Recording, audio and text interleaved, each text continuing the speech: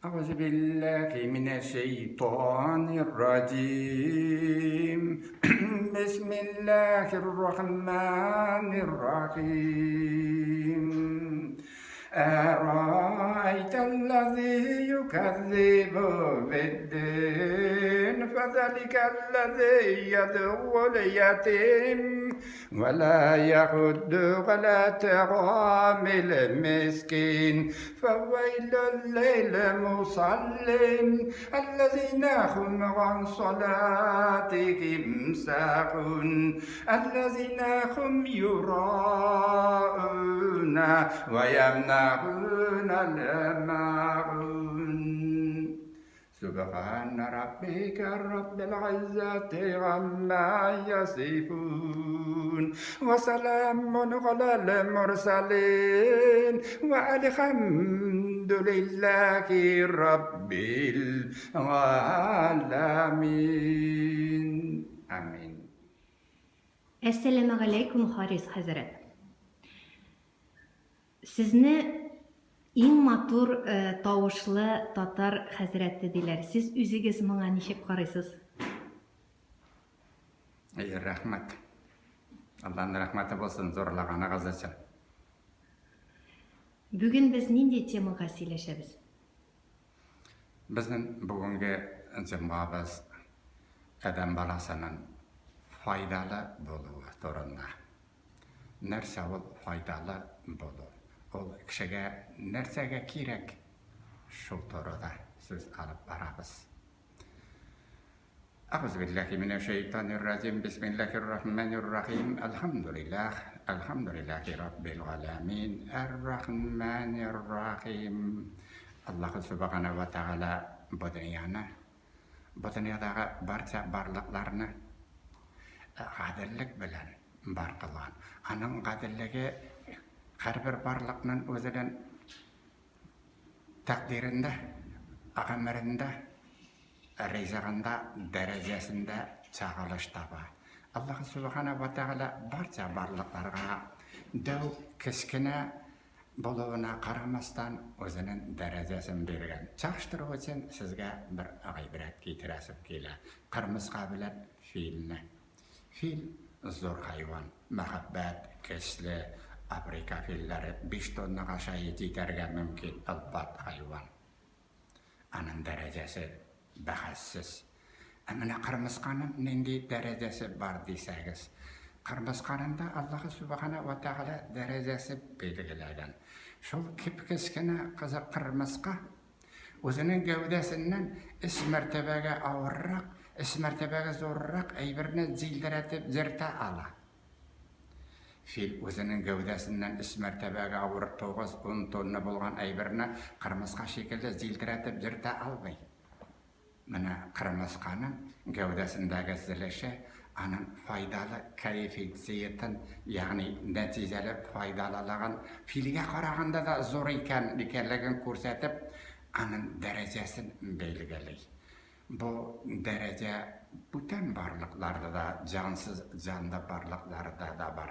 Hatto kishining da darajasi bor. Kishining darajasi narsa bilan belgilanadi deb so'rasangiz, Allah Subhanahu wa Ta'ala ana Qur'oni Karimda aytib anglatgan. Allazi xalaqal mauta wal hayata liyabluwakum ayyukum ahsanu amala degan. Biz bu dunyoni yashashni, anda o'limni ham tiriklikni bar qildik. Siz bandalarni to'sha turmushda amallaringizda qaysigiz xayrliroq ekanini belgilav uchun aytadi. Ya'ni kishining darajasi, ulpat gavdasi motorligi, boyligi bilan tug'il ekan. Qilgan xayrli amallari bilan belgilana ekan. Ya'ni kishi Allohning ne'matlarini erishgan istin xayrli zot, ul aning istinligi tag'in shuning bilan da ul boshqa barliqlarga qaraganda da foydaliroq, ma'naliroq turmush bilan yashovchi, tarbiya bilan yashovchi zot ekan. Kişinin faydalı buluğu özü için eksiz çeksiz fayda getirir. Simyada tutkan orna, cemiyette tutkan orna deysem, şulay dindagi tutkan orna, dinden algan hasiyeti faydası da toşu faydalı buluğuna bəyliken. Mine Sibir'de avcılar arasında yazılmayan bir zakon var. Kış günü zıkı soğukta kişi tilmirip, kağılıp, soğulup, yürgende 100 kilometre aralıkta bir nindi can iyesi yok. Şunda kaya toktap jalitirge bilmegen doğuna koşukka kişi avcılar iyi körüp ala. Şu iyige barıp kirip zağıla. Anda da soğuk kişi yok, birovda gidip durmay. Ama anda kişinin iyiligi var. Yani uçak jagarga urun. Uçak eylenesinde telelim koyulgan çıra, ana kabızıp ciberge şarpı, şolu vakitte çay kaynatırga çaynege savutları taze, pisuge şikeri koyulgan dirilip betinisi ornana. Kilip kiregen kişi kuşukken kolları bilen kaltırı şarpını sızıp uçakını tirgizip cibere. Zoluna çay kaynatıp bize, zolita zıklı kessiye. Ama ikinci günde çıkıp gitkende, şol kişi yazılmagan kagayda zakon boyunca uçak eylenesine çıra tilip, şırpısın karab, kibirgen birken bulsa istek buyup. Bu tenebirlerine karab, üzertinden sebirip, diyiştirip çıkıp giydi. Tayga zor bulsa da, anda kişiler, bir-birisin kurbeselerde yakşı bileler. Eğer de iyice çiğ kişi kırgan iken, üzertinden şolay tertipke salıp çıkıp gitmey. Bileler, izlep tabalar, tiyişli cezasını ala. Indi kişi kırgan iken, üzertinden tertiplep çıkıp gitken iken, bileler bunda özümüzdekiler bolgandı. Mine bu, Sibir'deki avçılarının birliğinde gaylim yok, gaylim iyeleri tügül. Birliğinde gaylim almaganlar, dinleri de bilmeyim, ama terbiyeleri var. Balar faydalı bulup, başkalarga ziyanlı bulmağının nerse ekenin terbiye bilen, turmuştaga avırlık, gıybret bilen algan beddeler. Bugünkünde kişiler bilen şundi barlıkta yaşaylar. Bu dünyanın nimetlerinden bütün caniyelerine karagında kübrek faydalanırlar. Ama üzerinden tiyişini bire almaylar.